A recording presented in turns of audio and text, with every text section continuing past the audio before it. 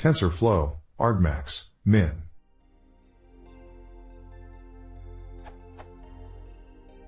I just noticed an unexpected, at least for me, behavior in TensorFlow. I thought tf.argmax, argmin, operates on the ranks of a tensor from outer to inner, but apparently it does not. Example.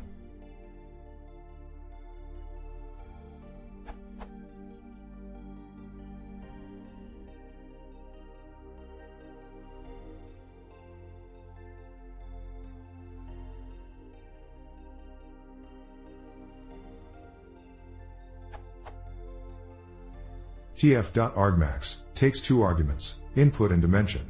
Since the indices of array are rows, columns, I would expect tf.argmax r0 to return the index of the maximum element per row, while I would have expected tf.argmax r1 to return the maximum element per column.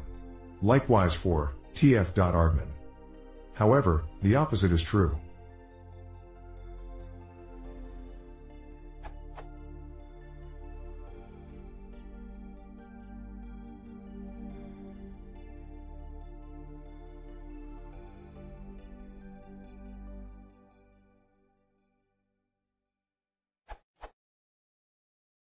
Can someone explain this behavior?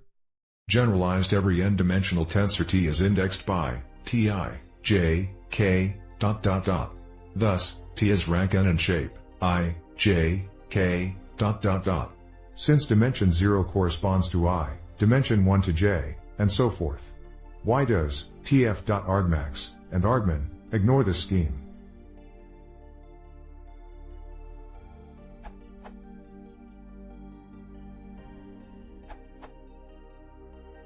Think of the dimension argument of tf.argmax as the axis across which you reduce.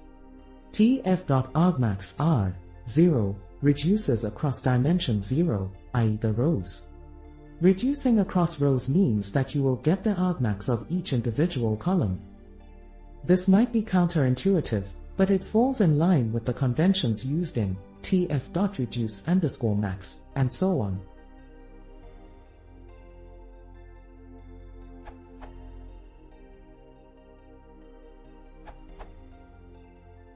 In an n-dimensional tensor, any given dimension has n1 dimensions that form a discrete two-dimensional subspace.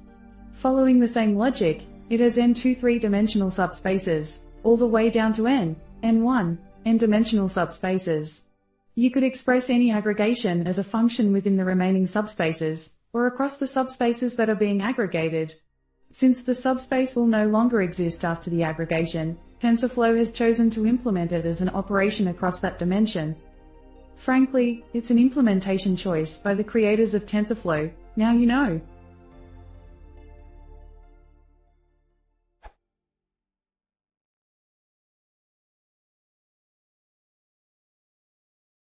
If you want to see more, please consider subscribing.